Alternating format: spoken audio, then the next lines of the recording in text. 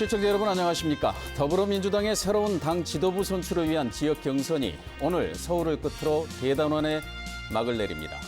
민주당의 심장으로 불리는 전남에서도 전당대회 결과에 주목하고 있는데요. 확대명, 확실하게 대표는 이재명이라는 분위기 속에서도 호남 지역의 정서는 사뭇 다르게 나타나고 있다는 것도 관심사입니다.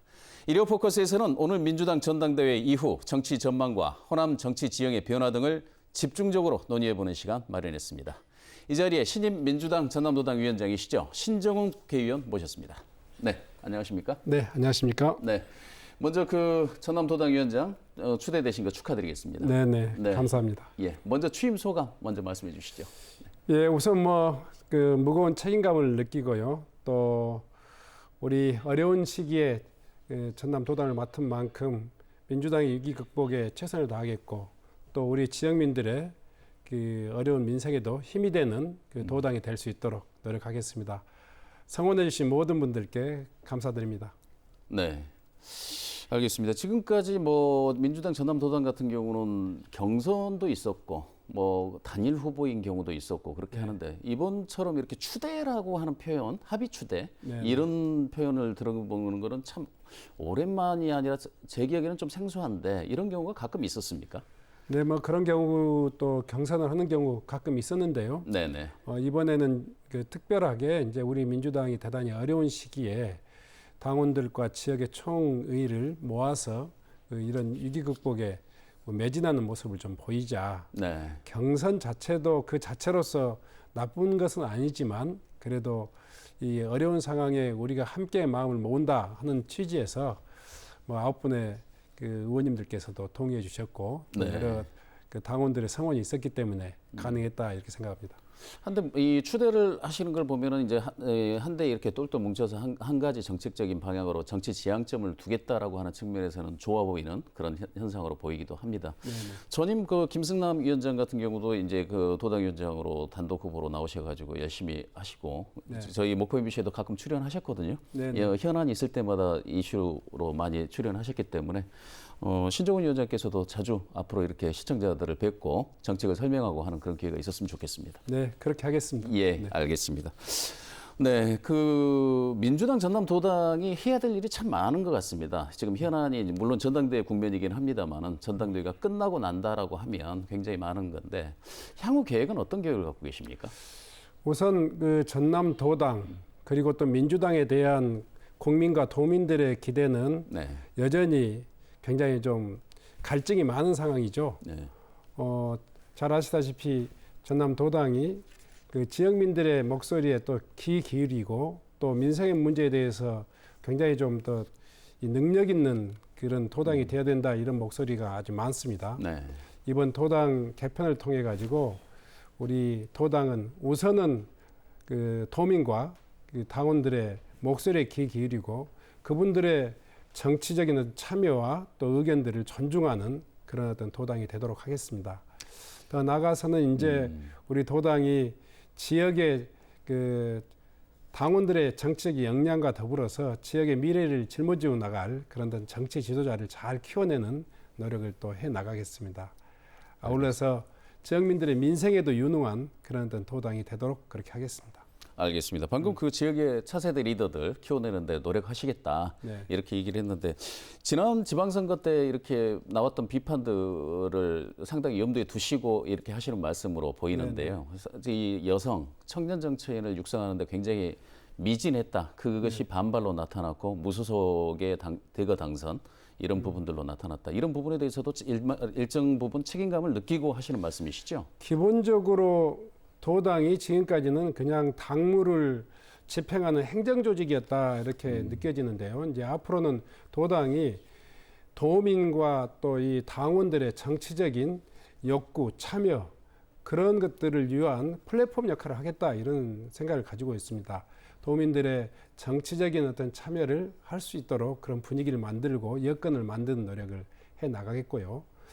무엇보다도 이제 또 아까 말씀하시는 미래 정치 지도자 이 문제는 공천에 의해서만 결정될 게 아니고 평상시에 그런 역량을 키우는 데 집중해야만이 청년이든 여성이든 새로운 신인들이 발굴될 수 있는 그런 계기가 넓어지지 않겠느냐. 네. 그냥 공천에 의해서 청년 발탁하고 인재 영입하고 이런 방식만으로는 인재를 갖다 쓰고 버린다, 뭐 책임도 지지 못한다 이런 그 비판을 듣거든요. 네. 그리고 또 더 나아가서는 그게 정략적인 뭐 정실 공천이다 이런 또 그 비판도 받기 때문에 네. 평상시에 우리의 역량을 키우고 그 역량 속에서 이 도출된 그런 인물들을 또 이렇게 공천에 또 이렇게 그 평가를 하게 되면 도민들의 그런 어떤 기대에 부응하면서 또 의구심도 좀 줄어들지 않겠는가 이런 생각을 합니다. 알겠습니다. 지금 그 부분은 이제 전당대회 국면이기 때문에 조금 이따 또 질문 드릴 그 시간이 있을 거고요. 지금 현재 이제 그 신임 도당위원장이 되셨으니까 지금 이제 업무 보고라든가 이런 부분들, 지역의 정치 현안들을 하나씩 이렇게 사업들 이런 부분들 예산 국면이 이제 접어들기 때문에 점검을 하고 계실 텐데요. 여소야대 속에 민주당 전남도당의 위원장이 굉장히 요구는 많고 할 수 있는 일은 한계가 있을 것이다 이런 예측들이 많습니다. 지금 현재 전남 지역 현안 중에 가장 시급히 해결해야 될 현안으로 어떤 것들을 지금 꼽고 계시고 그 부분을 해결하기 위해서 어떤 노력을 기울일 계획이십니까? 일반적으로 전남 도당 하면 아까 말씀드렸듯이 그냥 도당의 당무를 챙기는 정도로 생각하다 보니까 정치적인 유산과 역할이 굉장히 왜소하게 평가되어 있습니다만은 저는 그렇지 않다고 생각합니다. 현장의 당원과 또 이렇게 도민들의 뜻을 받들어서 일하는 자리고 특히 전남도당은 민주당의 그야말로 본거지 아니겠습니까? 민주당의 지지기반의 핵심이죠. 네. 당연히 전남도당이 도민들과 당원들의 뜻을 모아서 이렇게 중앙당에 전달하고 또 관철시키는 그런 힘과 노력이 필요하다 이렇게 생각합니다. 네. 다행히 이번에 이제 그 전당대회를 통해 가지고 달라지는 게 있습니다. 네. 이 자치 분권형 그 당헌 당규 개정이 이번에 이 중앙위원회를 통과하고 있는데요. 자치 분권형 당헌 당규 개정. 이를테면 이런 겁니다. 그동안에는 이제 당 지도부는 최고위원회만 있었는데 당 대표가 참석하는 시도당 연석회의를 그 정례화하는 이런 당헌 당규 개정이 있었고요. 또 지역에서 지역당을 운영하면서 지역의 자치 당규를 그 제정하고 개정할 수 있는 그런 권한들을 또 도당에 줬기 때문에 지역의 현실에 맞춰서 뭔가를 하나 삽입할 수도 있고 당도 운영하고 또 지역의 현실을 중앙당에 전달할 수 있는 창구가 이제 시스템으로 정착됐기 때문에 더 많은 노력을 해야 될 것 같다 이렇게 생각합니다. 역으로 보면 지금까지 그런 제도가 없어서 못한 게 아니고 그런 것이 강화되다 보면 지구당, 지역위원장의 권한만 강화하는 것 아니냐. 특히 현역 의원인 위원장들의 권한이 너무 강화되는 거다. 사당화되는 것 아니냐. 이런 비판도 직면하실 수 있을 텐데 이런 부분에 대한 고려도 좀 되고 있나요? 오히려 저는 지금 우리 당이 중앙당 중심으로 되어 있습니다.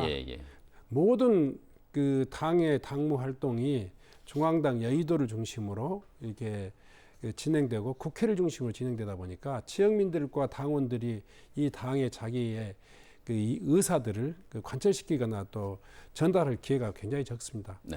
따라서 저는 이제 도당도 훨씬 더 강화돼야 된다 이렇게 생각하고 있고요. 또 도당 그 산하 조직으로서 지구당이 있지 않습니까? 뭐 저비용 정치를 표방하면서 지구당 자체가 폐지되고 도당이 모든 그런 어떤 그 대중 정치 활동을 관장하는 그런 상황이 됐는데 앞으로는 지구당도 부활해서 실질적으로 도민들의 그 지역민들의 정치적인 요구를 조직하고 또 그것을 받아 안아서 수렴할 수 있는 그런 구조를 만드는 것이 굉장히 중요하다고 생각합니다. 그것은 지역위원장인 국회의원들의 권한을 높이는 게 아니고 현장에 있는 당원들의 이 권리 또 권한들을 키우는 거라고 생각합니다. 알겠습니다.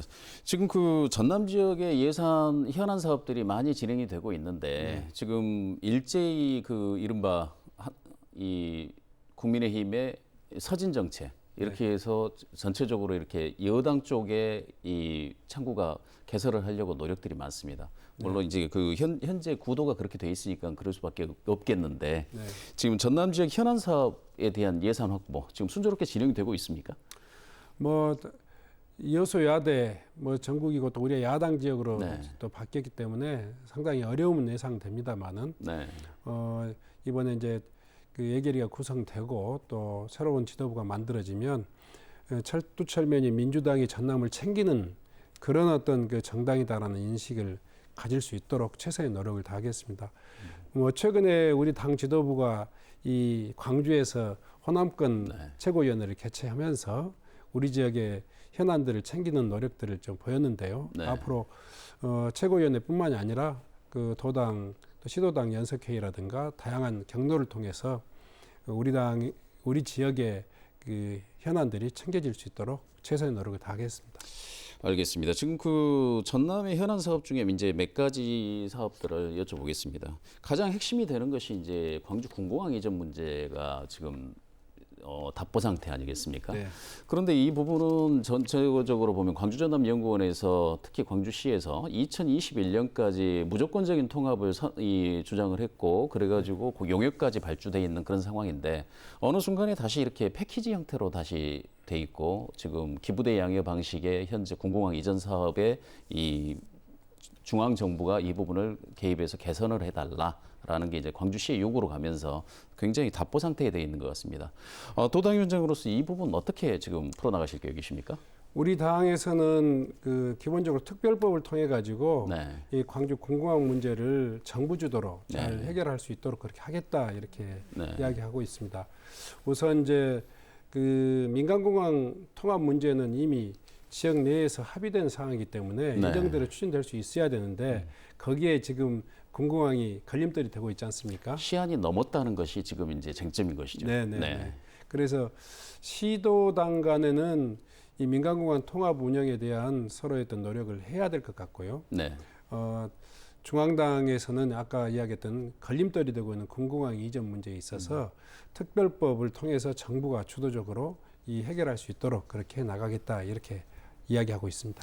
여기서 말하는 그 걸림돌이라고 하는 것은 그 사업 추진의 방식을 말씀하시는 건가요? 아니면 정부의 의지 이 부분을 말씀하시는 건가요? 기부대 양해 방식도 그렇고 지금 현재 이제 그 군 항공이라든가 이 여러 가지 전략 체계가 좀 달라지고 있습니다. 여러 가지 그 무기 체계도 달라지고 있어서 이 지방의 어떤 군공항이 이 예전하고 다른 개념으로 충분히 해석할 수 있거든요. 근데 그런 문제까지를 포함해가지고 우리가 중앙정부에서 좀 더 그 심도 있게 논의가 될 수 있도록 그렇게 하겠습니다. 근데 이게 좀 늦어지게 된다면 이제 지역민들의 요구는 새만금에 이제 또 전북권 거점 공항이 생기면서 대형 공항이 또 하나 생길 가능성인데 직선거리 100km 이내에 두 개의 공항이 경쟁하는 이런 형국이 되면 이른바 호남권 관문공항을 선언했던 무안공항의 가치가 상대적으로 점점 떨어지는 것 아니냐 이런 아쉬움을 좀 토로하시는 분들이 많은데 그러니까 시간적으로 좀 빨랐으면 좋겠다 이런 부분인데 아무래도 이제 그 문재인 정부 들어서서 우리 정부가 결정했던 중요한 결정이 또 하나 있었죠. 그게 이제 무안공항 KTX 경유 문제가 최종적으로 해결되고 지금 2단계 공사가 지금 추진되고 있거든요. 아마 무안공항 KTX 경유가 최종적으로 이제 완공되면 아마 속도감 있게 민간공항의 통합 문제는 해결될 수 있으리라 생각하고요. 이제 군공항 문제는 또 군공항 문제대로 또 그 같이 병행 추진해 나갈 수 있도록 그렇게 하겠습니다. 알겠습니다. 또 하나 현안 중에 전남 의대 유치 문제가 있습니다. 현재 보건복지부 장관이 공석인 상태에서 이게 제대로 추진될 창구가 없다 이런 말도 있지만 우리 내부적으로 보면은 목포대 의대 유치가 30년의 역사를 가지고 유치 운동을 해온 반면에 또 어떻게 보면 동북권은 또 그 산재 의료 수요 이 부분을 주장하면서 이쪽에서 또 설립돼야 된다 하는 어떻게 보면 지역 간의 그 위치 문제로 이렇게 또 이 갈등 양상으로 번져가고 있거든요. 그래서 또 이 부분이 또 지역 정치에 이 영향이 좀 필요한 그런 상황인데 전남의대 유치 문제 어떻게 지금 풀어나가실 계획이십니까? 우선 그 문제 뭐 뜨거운 감자인데요. 지금 5분의 의원이 지금 이 서로 다른 관련법을 지금 발의해 놓은 상황입니다. 아마 그 내용 자체가 전남으로 의대가 오는 것은 다들 동의하고 함께 하는데 입지 문제가 해결되지 않는 서로 경쟁하는 그런 상황이 지금 놓여 있는데요. 이 문제가 사실은 선결적으로 해결돼야 될 문제인데 우선 유치해놓고 결정하자 이런 이론도 있지만 아마 지역의 그 주요 프로젝트의 어떤 추진 과정을 보면 아마 그렇게는 되지 않을 걸로 생각합니다. 그래서 그러겠죠? 지역 간에 네.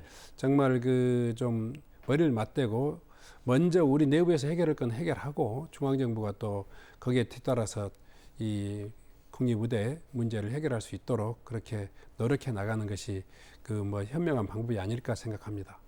여튼 이 김원희 의원 그다음에 소병철 의원이 각각 발의한 이 부분에 대해서는 지금 좀 뭐 서동영 의원도 발의했고요. 소동영 의원도 발의했고요. 예. 네. 이런 부분들을 보시면은 이제 언젠가는 이 도당위원장 자격으로 이걸 정리하거나 점검을 하는 그런 상황이 벌어질 텐데 그럴 때 어떤 대답을 내놓으실지 이걸 여쭤봤는데 어제 점검해 보시겠다고 하니 네네. 예, 아마 그 문제 뭐 쉬운 문제는 아닙니다만은 그래도 어차피 누가 고양이 목에 방울을 달 것이냐 하는 문제는 우리에게 주어진 지금 현실이기 때문에 그 문제를 피해서 이 의대 문제를 해결할 수는 없을 것이다. 뭐 이런 이 절박함을 가지고 노력하겠습니다. 상황이 되면 현안은 비켜가지 않겠다. 이런 정도로 정리하고 넘어가도록 하겠습니다. 지금 윤석열 정부에서 반도체 인력 양성 이 부분이 현안이 되면서 수도권과 비수도권 간의 이제 반도체 산단 건설 이 부분이 또 쟁점이 되고 있습니다. 전남도에서도 광주시와 함께 이 부분을 유치를 하겠다. 공식적으로 천명을 했고 선언을 해둔 상태인데 전남도당위원장 입장에서는 이 부분 어떻게 접근해야 되고 그 풀어가야 된다고 보십니까? 광주 또 전남이 이게 공동으로 이 대치하기로 또 서로 시도지사 간에 협약을 했고요. 또 우리 전남 광주 정치권도 이건 사활을 걸고 추진해야 될 문제라고 생각합니다. 함께 이제 우리 광주 출신 양양자 의원께서도 적극적으로 노력하고 있으니까 그 문제에 대해서는 역시 머리를 맞대고 최선을 다하겠습니다. 사활을 걸고 유치를 해야 될 문제다. 이렇게 정리하셨습니다. 이 관련해 가지고 이제 관광 산업 중에 하나 여쭤볼 건데요. 한 중심에 이제 나주 이제 그 신정훈 의원님 나주화순 지역구가 포함되어 있으니까 뉴스 보는 겁니다만. 영산강 300리 자전거길 이게 굉장히 그 전국의 라이더들한테 굉장한 인기를 끌고 있었는데 관리가 안 돼가지고 이 부분에 대해서 굉장히 힘들어들 하시더라고요. 찾아오시는 분들도 그렇게 많지 않은 것 같고 이 부분 어떻게 지금 정리하고 추진하실 계획이십니까? 이건 다행히 지난 선거에서 우리 시도지사 간에 그 상생 협약을 통해 가지고 공동의 공약으로 채택한 바가 있습니다. 특히 또 나주의 윤병태 시장 그리고 광주의 강기정 시장 그리고 전남의 김영록 지사 간의 3자 협약에서도 포함된 내용인데요. 저는 영산강 300리 자전거길은 가장 저비용으로 가장 훌륭한 관광 기반 시설들을 만드는 것이다라고 이렇게 생각하고 있습니다. 잘 아시다시피 4대강 사업 과정에서 이미 이 강변의 영산강 300리 자전거길이 거의 다 완성되어 있는 상황인데 시군 간에 시도 간에 이 시설에 대한 기준이라든가 매뉴얼이 통합되어 있지 않고 또 관리 기준도 또 다릅니다. 그러다 보니까 어떤 길은 가다 보면 막혀 있고 어떤 길은 가다 보면 좁아지고 또 이 재질도 달라서 굉장히 촉감도 다르고 이렇게 불편한 상황인데 여기에 이 시도지사가 공동의 공약으로 내걸었고 이번에 그 전남 그 도의 예산으로 이 용역비가 세워졌기 때문에 최소한 가장 빠른 속도로 이 영산강 300리 자전거길을 시도의 어떤 공약 사업으로 우리 또 도당의 어떤 현안 사업으로 챙겨 나가도록 하겠습니다. 알겠습니다. 그 정치를 입문하신 계기가 농민 활동으로 이렇게 시작을 하셨고 지금 농민들이 굉장히 어렵습니다.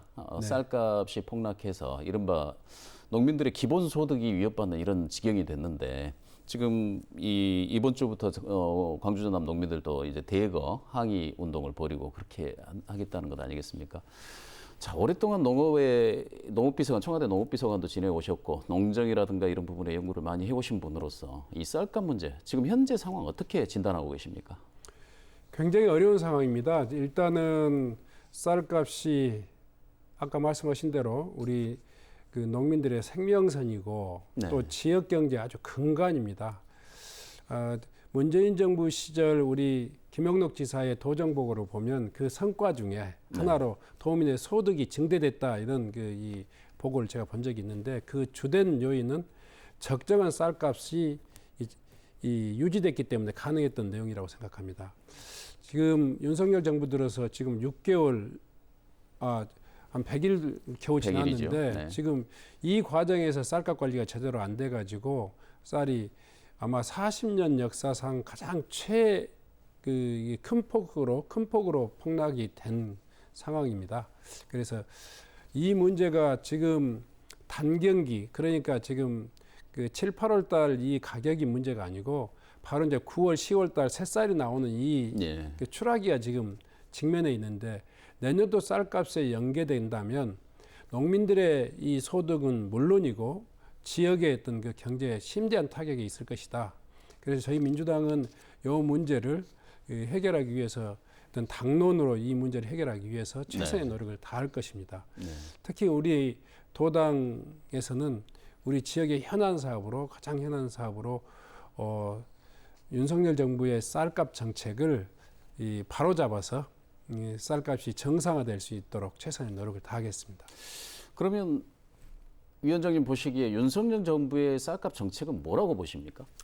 우선은 이제 이 쌀 가격 정책은 다양한 요인에 의해서 이게 결정됩니다만은 가장 중요하게는 정부의 정책 의지에 따라서 결정되는 정책 이제 가격이라고 생각합니다. 그러면 윤석열 정부에서는 정책이 없다라고 보시는 건가요? 우선 문재인 정부, 지난 정부 때는 쌀 정책을 이렇게 했습니다.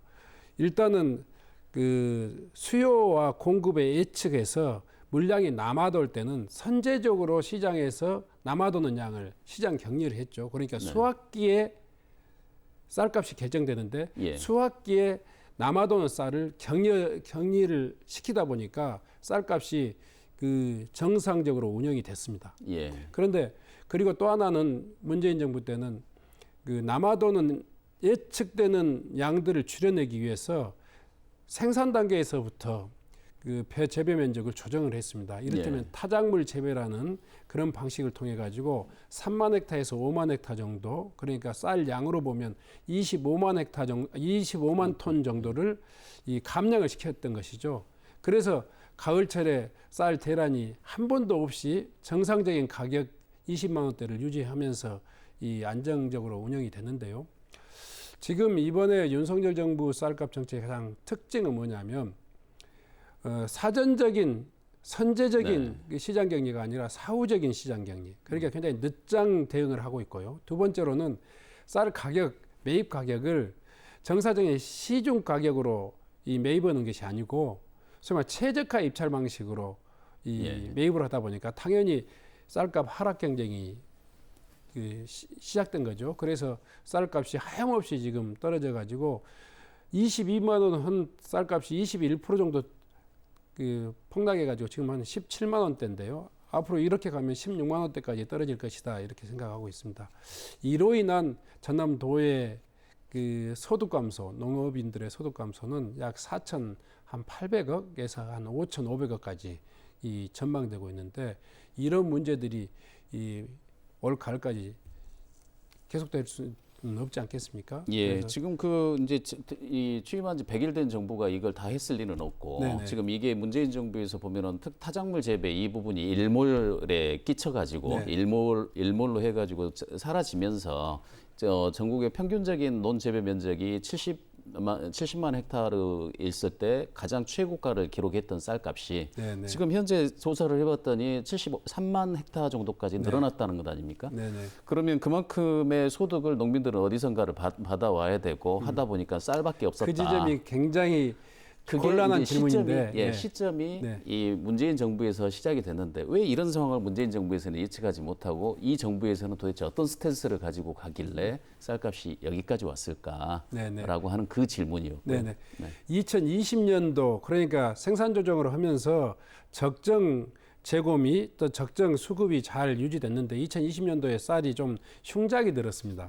근데 여기에 대한 정책 판단을 잘못한 것이죠. 일단 문재인 정부가 말년에 2021년도에 그랬다는 겁니다. 그리고 국회도 그 예산을 생산 조정을 적정하니 해 나가는 것들을 지속적으로 확보했어야 되는데 그러지 못함으로써 올해 같은 풍년이 농민들에게는 오히려 축복이 아니라 원수가 된 지금 상황이죠. 재앙이죠. 재앙이죠. 그래서 이 문제는 정부가 정책의 어떤 그 예측 과정에서 실수가 있었고 또 이 쌀 자체는 여러 가지 안보적인 측면에서 조금 재고미가 늘어날 수도 있고 줄어들 수도 있거든요. 그렇습니다. 예, 그런 문제를 정부가 안아줄 수 있느냐 없느냐 이런 거에 따라서 쌀 가격이 좌우되는 만큼 정부가 남은 쌀 그러니까 이제 구곡에 대해서는 적극적으로 매입을 시도하고 또 신곡이 나올 때 작황이 이 조사가 됩니다. 9.15 9월 15일 날 이 전국의 쌀 생산량 작황 예측 조사가 됩니다. 그러면 아마 우리가 필요한 쌀 양보다 더 많이 생산될 것인가 적정한 쌀이 생산될 것인가 이런 것에 따라 가지고 다소 많은 쌀이 생산될 것 같으면 그것을 선제적으로 가을철에 그 매입 시장 경리를 해냄으로써 정부가 쌀값에 대해서 정부가 일정 정도 쌀값을 정상화시킬 의지가 보이면 시장에서도 같이 반응하는 것이죠. 네. 네. 정부의 의지가 보이지 않고 그냥 방치해두면 전년도 가치로 방치해두면 쌀값이 시장에서 떨어질 수밖에 없는 거죠. 정부의 의지를 보여줘야 된다라고 말씀하시는데 이 문제가 시작된 게 사실은 보면은 유통업자들의 창고 부족에서 시작을 했더라고요. 이 맥락을 쭉 추적을 해보니까 쌀값이 올 봄에 왜 이렇게 떨어지는가를 봤더니 창고가 부족해서 물량이 나올 수밖에 없다. 많이 나올 수밖에 없다. 여기에서 출발을 했는데 좀 이 재고미를 정부가 사들여야 된다. 이 부분이 사는데 한계가 있는 것도 정책적인 판단이 부족한 부분도 그런 부분들이 있더라고요. 비우는 부분이 지금 충족이 되지 않는다. 2016년도에 우리 쌀의 재고는 한 200만 톤, 2017년도에는 170만 톤, 그리고 조금씩 하강되다가 작년도에 쌀이 한 70만 톤 재고미가 있었습니다. 예. 근데 올해 늘어난 것이 한 30만 톤 정도로 예측이 되는데 예년에 비해서는 그렇게 많은 재고미가 아닙니다. 그렇다고 하더라고요. 그런데 이런 일이 벌어지더라고요. 네, 보니까. 그것은 정부의 의지, 정부의 정책에 의해서 좌우될 수 있는 여지가 굉장히 크다 이렇게 이해해 주시면 좋겠습니다. 예, 그거 공감하고요. 그 향후에 이런 부분들에 대해서도 좀 이렇게 지적하실 부분 있으면 하시고 과거의 정책 실패에 대한 부분을 이 얘기를 충분히 해줘도 도움이 되지 않을까 하는 그런 생각이 좀 듭니다. 이제 이 전체적으로 이제 현안 사업들은 이 정도 하고요. 지금 오늘 이제 서울에서 마지막 전당대회 열리지 않습니까? 지금 이것 때문에 이제 사실상 보면은 이제 전체적으로 전남의 모든 역량들 이게 이제 수도권 전남의 민심 지난주 열렸던 전남의 민심이 수도권의 민심이 그대로 될 것 아니냐. 그래서 확대명이다. 네. 확실히 대표는 이재명이다. 이런 표현이 있습니다. 네네. 공감하십니까? 네, 뭐 지금 그 초중반의 경선 결과가 이미 그 이재명이 확고하니 지금 그 당대표로서 당선되는 그런 길을 가고 있고요. 또 특히 전남 광주에서의 어떤 표심도 굉장히 셌습니다. 네. 다만 이제 투표율 때문에 여러 가지 언론에서 반론도 있었습니다만은 저는 크게 보면 민주당의 주요 지지층들은 정말 선명한 야당 그리고 강한 민주당을 요구하고 있고 무엇보다도 민생과 현장의 강한 지도부를 요청하고 있다 이렇게 생각하고 있습니다. 그래서 저는 광주 전남의 이 이재명에 대한 높은 지지율 이것도 역시 마찬가지로 그런 취지에서 된 것이다 이렇게 생각하고 있습니다. 알겠습니다. 지금까지 뭐 전반적인 진행 상황에 대한 평가를 좀 해주셨고요. 네네. 그런데 이 방금 그 높은 지지율에 비해서는 투표율이 굉장히 저조하단 말입니다. 이 부분을 이제 언론들은 평가를 하기를 이게 좀 위험한 상황이다. 민주당에 대한 좀 잘못된 시그널을 민주당이 지금까지 두 번의 선거 실패에 대해서 지역민들이나 이런 부분에서 보내왔던 시그널을 민주당이 지금까지 수용하지 못하고 개혁하지 못하고 혁신하지 못해서 발생한 일 아니냐. 네네. 이른바 쉽게 말하면 지지층이 떠나고 있는 상황 아니냐. 이렇게까지 보는 분들도 있어요. 어떻게 보십니까? 뭐 충분히 저희로서는 내부의 어떤 경고음이다라는 것들을 부인하지는 않겠습니다만은 그것은 그것대로 우리가 이제 아까 제가 앞전에 말씀드린 대로 도당의 개혁, 중앙당의 혁신을 통해서 해결할 문제라고 생각하고 있고요. 향후 과제가 된다는 거죠. 네. 다만 이제 광주 전남의 낮은 투표율 이것에 대해서 예년의 투표율과 어떻게 볼 것이냐. 예년의 투표율은 40대 초반 투표율이었고 이번 투표율은 30대 후반의 어떤 그 투표율이었단 말이에요. 그렇습니다. 그런데 이제 두 가지 특징이 있습니다. 예년에 이 전당대회는 광주 전남이 초중반에 배치되어 있습니다. 그래서 굉장히 광주 전남의 역할이 굉장히 좌우했던 때고 예. 이번 경선 과정에서는 광주 전남이 후반부에 배치되다 보니까 예. 이미 확정된 그런 어떤 그 라인업을 우리가 거기에다 다시 힘을 실어주는 것이기 때문에 조금 예. 그 힘이 소위 말해서 절박성이 좀 떨어졌다 이런 뜻이 있고요. 네. 두 번째로는 우리 당의 당원이 70만 정도였는데 지난 지방선거를 거치면서 한 50만이 늘어났습니다. 현재는 120만 정도, 119만 정도인데요. 권리당원의 숫자를 말씀하시는 거죠? 예. 네. 그래서 급격히 늘어난 당원들 대다수가 호남 지역 당원이다 보니까 예. 투표율에 영향을 미치지 않았을까 이런 생각도 해봅니다. 그래서 결론적으로 제가 생각해 보면 예. 우리 당이 지금 어려운 상황 속에서 국민들로부터 외면받고 있다. 이 부분은 경고음으로서 우리가 받아들여야 되지만 이번 전당대회를 통해서 모아지는 당 지도부는 좀 더 강한 지도부 또 민생에 유능한 지도부 그런 선명한 야당을 만들어 달라 하는 그런 표심이 아마 이재명 후보에게 모아지는 거 아닌가 이렇게 생각하고 있습니다. 전당대회가 어떻게 보면은 이렇게 이 당의 혁신을 말하고 에너지를 모으기 위한 작업들인데 네네. 이 정도 무관심, 이 시그널에 공감하신다라고 하면 네네. 결과적으로 보면 흥행 실패다 이렇게도 보십니까? 어떻게 보십니까? 이 흥행으로 보면 그 문제에 대해서는 대단히 우리가 다시 되돌아볼 내용이 많이 있다 이렇게 생각합니다. 알겠습니다. 지금 이 상황이 된 이유를 뭐라고 보십니까? 아까 그 권리당원이 갑자기 늘어났고 그분들이 이제 상대적으로 무관심한 거는 알겠는데 결과적으로 보면 이제 정권 창출에 실패를 했고 그 이후의 상황들 있지 않습니까? 이후의 상황들이 이 단합된 부분보다는 분열된 모습으로 비춰져서 그렇지는 않다고 보십니까?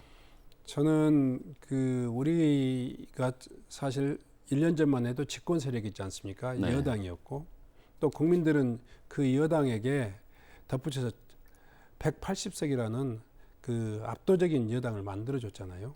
이 과정에서 국민들이 보는 그 민주당에 대한 평가는 제대로 그 역할을 다 못했다 이런 평가가 굉장히 크게 네. 작용했다 생각합니다. 예. 그래서 이번 전당대회를 통해 가지고 물론 그런 지금까지 180석에게 밀어줬던 그런 어떤 민심과 당원들의 요구를 제대로 수행하지 못했던 것에 대한 엄중한 평가와 동시에 앞으로 민주당이 달라져야 될 것에 대한 그런 요구가 이번 투표에 함께 담겨 있다 이렇게 생각하고 있습니다. 알겠습니다. 당 대표는 그렇고요. 네네. 확대명이라고 치고요. 지금 광주 전남 최고위원 후보가 전통적으로 보면은 한 분씩 이렇게 추대해가지고 한 분씩을 내놓는데 네네. 지난번에 서삼석 의원 안 되셨고 이번에 보면 송갑석 후보도 잘 안 될 것 같다라는 그런 반응이 있는 반면에 네네. 지금 유정찬 의원이 사퇴를 하면서 지금 5등까지 6등까지 올라가 있기 때문에 수도권에서 어떻게 뒤집을 수도 있지 않겠느냐. 그래서 이제 2년 만에 처음으로 호남 최고위원이 들어갈 수도 있지 않겠느냐 하는 그런 기대도 있습니다. 어떻게 보십니까? 그건 우리 모두 우리 지역 정치권의 송갑석 의원의 북한에서 말씀을 좀 해주신다면. 숙제인데요. 네. 일단은 지금까지는 한병도 의원, 서삼석 의원, 영거푸 호남 지역 후보들이 진입하는데 실패했습니다. 네. 사실 민주당의 당 운영 자체를 보면 수도권의 이슈, 수도권의 정책이 중심적으로 이렇게 당의 현안으로 이렇게 정해지는 그런 상황입니다. 그래서 지역의 현안이나 지역의 민심이 제대로 담기지 않는 그런 어떤 비판을 좀 받고 있는데요. 거기에 따라서 이제 당 지도부에 당연히 이런 지방을 대표하는 또 호남을 대표하는 그런 어떤 당 지도부 꼭 필요하다 이런 생각을 갖고 있습니다. 네. 다행히 이제 광주 전남 경선을 통해 가지고 초반에 고전했던 송갑석 후보께서 일단은 당선권 내에 또 가까이 접근했단 말이에요. 아마 수도권에서 경선 과정에서 충분히 만회할 수 있는 여지가 있다 이렇게 생각합니다. 특히 또 이제 전국 대의원들이라고 하는 게 그런 지방과 수도권이라고 하는 이 균형 발전에 대한 관심이 많이 있기 때문에 아마 송갑석 의원 한번 눈여겨볼 관전 포인트가 되지 않을까 이렇게 생각합니다. 오늘 오후에 이제 결정이 나겠습니다만은 이제 조마조마한 그런 부분들이 결과적으로 보면은 어떻게 보면 그 민주당 당내에 이재명이와 친명이냐 반명이냐 뭐 비명이냐 뭐 이런 네네. 갈등들로 계속 비춰지고 객관적으로 나타나는 상황들이 네. 데이터들이 그렇게 나오기 때문에 이제 오히려 더 지켜보는 국민들 입장에서는 그렇게 네네. 말들을 하고 있는데 이게 득이 되지는 않겠죠, 지금. 당이 좀 더 그 균형 잡힌 당이 되는 것은 필요하다고 생각합니다. 다만 예. 아까 이야기했듯이 당심, 소위 말해 당원들의 민주당에 대한 요구와 기대는 좀 더 강한 야당에 대한 요구가 네. 있었고 그런 선명한 야당, 승리하는 야당 뭐 이런 요구들 때문에 아마 이번 지도부가 좀 강성으로 좀 짜여지는 게 아닌가 이런 생각을 합니다. 강성입니까? 네네. 어떤 부분에서 그렇게들 표현하십니까? 뭐 이것은 뭐 지금까지 검찰 개혁 과정이라든가 네. 각종 민생 입법 과정에 있어서나 대여 투쟁 과정에 있어서 아마 좀 더 목소리가 좀 더 강경했던 분들이 아마 좀 더 그 전당대회에서 좀 우세를 보이는 그런 상황이 아마 그런 뜻을 담고 있지 않겠는가 이런 생각합니다. 알겠습니다. 그 과정에서 발생한 이번에 당헌 개정에서 그 갈등들 있지 않습니까? 뭐 결국은 이제 뭐 중앙위권 하나만 다시 재의결하는 이런 형태로 돼 있던데 네. 그런 부분들은 어떻게 봐야 됩니까? 조금 내용적으로는 해프닝인데요. 국민들의 눈에 보이기에는 대단히 좀 잘못된 좀 갈등으로 갈등으로 보이는, 이렇게 비춰져서 대단히 안타깝게 생각합니다. 이번에 가장 크게 문제가 됐던 것은 두 가지인데요. 하나는 이제 소위 말해서 기소되면 당원권이 정지되는 이 부분은 지금 윤석열 정부나 한동훈 그 장관 체계가 이 소위 말해 정치 보복의 여념이었고 또 소위 말해서 타겟 또 머니터리식 이렇게 정치적인 어떤 보복 수사가 계속되고 있는 상황에서 우리 당이 그런 분위기가 우리 당이 용인해서는 안 된다 이런 측면에서 그 좀 보완할 필요가 있었다고 생각되고요. 그 문제에 대해서는 아마 그 중앙위나 당무위에서 충분히 다 합의가 돼서 통과될 문제고 어제 통과가 됐습니다. 네. 그리고 이제 마지막으로 제기됐던 전당원 투표제를 최상위 의결기관으로 만든다 이 이야기는 사실 그 2017년도 당 혁신안에 포함돼 가지고 당규에 이미 다 반영되어 있는 내용인데 실무적으로 이렇게 그 성격상 당헌에 담아야 될 내용으로 아마 조정하는 과정에서 아마 오해가 좀 있었다는 충분히 논의될 수 있는 공유될 수 있는 과정이 좀 부족했다. 이런 과정에서 굉장히 좀 오해가 증폭된 측면이 있습니다. 그 문제는 좀 더 수기 과정을 거쳐서 이야기하면 충분히 그것이 이재명 후보를 위한 또 이재명계를 위한 그런 당헌 개정이 아니고요. 그 전에 이미 추미애 당대표 때 확정되고 합의됐던 내용인데 아마 당헌 당규의 개정 과정에서 조문의 정리 이 기법상 좀 부족했던 점이 있었던 것 같습니다. 그럼 결과적으로 듣다 보니까 위원장님 말씀을 듣다 보니까 지금 현재까지는 리더십의 공백이었다라고 이렇게 들리고요. 네네. 오늘 전당대회 이후에는 리더십이 이제 회복이 될 것 같다라는 그렇게 들리는데 맞습니까? 제가 이해하는 부분들이. 저는 뭐 그렇게 이해합니다. 이재명 후보께서 이제 당 대표가 되면 아마 우리 당의 당원들의 눈높이, 뭐 흔히 어떤 반대 측에서는 팬덤이라고 이야기하지만 우리 당의 이 당심이라고 하는 당원 전반들의 그 눈높이에는 굉장히 좀 선명하고 또 민생에 강한 그 민주당이 될 수 있을 것이다 이렇게 생각하고 있습니다. 예. 아직 뭐 당대표 발표를 놓지 않고 이런 질문을 드리는 게 좀 곤란하긴 한데. 저도 좀. 그러니까 확대명이라고 이미 지금 나와 있고 이 결과가 뒤집히기 위해서는 거의 몰표가 나와야 되는 그런 불가능한 상황이라 여쭤보는 건데요. 이재명 대표가 해야 될 일, 가장 먼저 해야 될 일은 뭐라고 보십니까?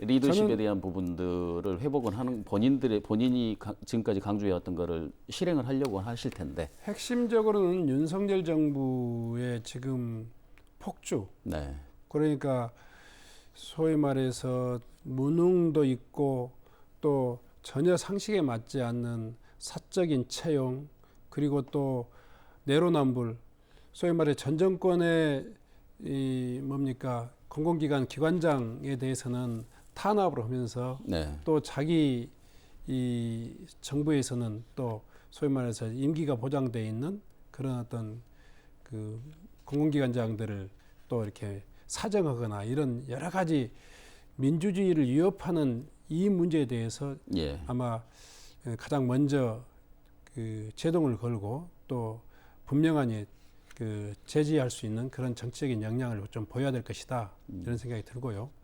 두 번째로는 이재명 후보께서 현장과 민생에 아주 강한 그런 어떤 정치적인 역전을 걸어왔지 않습니까? 예. 그런 측면에서 보면 아마 우리 호남의 쌀 문제들을 비롯해서 그 전반적인 민생 문제를 좀 잘 풀어내야 될 것이다. 민생에 강한 그런 유능한 민주당이 돼야 될 것이다 하는 그런 과제가 있습니다. 제발 그렇게 좀 할 수 있도록 전남도당이라든가 전남도당 가장 많은 세력을 보유한 이 당원들을 보유한 데가 전남도당 네네. 아니겠습니까? 위원장으로서 굉장히 책임감을 갖고 일을 해주시기를 다시 한번 간절히 네네. 바라도록 하겠습니다.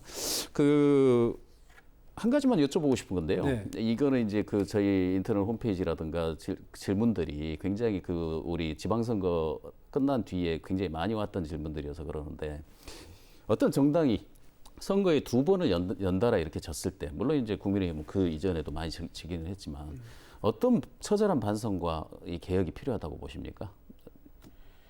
뭐 위원장님도 선거에 실패해 보신 경험도 있으시고 그러니까. 네네. 예. 이런 경우에 민주당은 반성했다고 보십니까? 질문을 좀 바꿔보죠. 그러면 민주당은 지금 현재 2번의 선거에서 실패하고 반성을 했다고 보십니까? 이번 전당대회를 앞둔 상황에서. 과정으로 볼 수 있는 거죠. 그런데 이제 그건 책임론을 가지고 이야기하실 것 같은데요. 네. 아마 2번의 선거 과정에서는 지난 정부 과정에 대한 평가도 함께 포함되어 있기 때문에 예. 그 문제에 대해서 우리가 정책적으로 그 심사숙고하고 또 다시 평가해 볼 만한 그런 것이 있어서 그 핵심적으로 그런 문제하고 또 지도부의 어떤 그 나름대로 전략의 실패에 대한 평가가 또 같이 병행돼야 된다고 생각합니다. 네. 우리가 한편에서는 뭐 여론 평가를 할 수 있는 거죠. 우리가 민주당의 주요 지지층들 집토끼론을 이야기할 것이냐 산토끼론을 이야기할 것이냐 이런 이야기가 있지 않습니까? 네. 우리 당의 정체성을 분명히 하는 게 맞았는지 아니면 중도층을 겨냥한 그 동진 정책이 맞았는지 이런 부분에 대한 평가도 있을 수 있을 거라고 생각합니다. 저는 주관적이긴 하지만 우리 당이 그야말로 그 우리 당의 주요 핵심 지지층들의 요구에 좀 더 충실한 그 민주당이 될 수 있도록 그렇게 노력해야 된다 이렇게 생각하고 있습니다. 일단은 집토끼를 먼저 관리를 해야 되는 그런 상황이 됐다라고 네네. 보시는 거군요. 네네. 알겠습니다. 이제 그 토론 마무리하는 과정에서요. 그 민주당 전남도당 위원장으로서 또 정치인 신종훈으로서 이제 앞으로 계획이 있다, 각오라 할까요? 그 부분 있으면 시청자 여러분께 한 번만 말씀해 주시죠. 예, 방금 사회자께서 이제 민주당이 어떻게 변화할 것이냐, 반성할 것이냐 이 이야기를 많이 하셨는데요. 지금까지 이 민주당 전남도당은 민주당의 본거지로서의 사명이 있다고 생각합니다. 어떤 지역보다도 민주당의 뿌리이고 또 심장인 민주당의 이 전남도당부터 혁신하고 개혁해야 된다 이런 생각을 가지고 있습니다. 더 많이 도민들에게 다가가고 도민들의 그 민생과 도민들의 미래를 책임질 수 있는 그런 유능한 정당으로서 최선의 노력을 다해 나가겠다 이런 말씀을 드립니다. 도민 여러분께서도 많이 관심 가지고 또 성원 부탁드립니다. 고맙습니다. 네, 오늘 장시간 말씀 감사드립니다. 네. 네, 더불어민주당 전당대회를 기점으로 정치 지형은 큰 변화가 예상됩니다. 오는 2024년 국회의원 총선거 전국이 본격 시작되면서 특히 호남의 선택이 주목받고 있습니다. 그러나 전당대회 투표율 30%, 특히 호남 지역에서는 전국 평균을 밑도는 저조한 투표율은 전당대회 이후 민주당의 미래가 시험대에 올랐음을 보여주는 수치라는 지적입니다. 지난 2차례 선거에서 연달아 패배한 민주당이 이번 전당대회를 계기로 당내 통합과 지지 기반을 확장하는 2마리 토끼를 모두 잡을 수 있을지 주목됩니다. 오늘 일요 포커스 여기서 모두 마치겠습니다. 시청해주신 여러분 고맙습니다.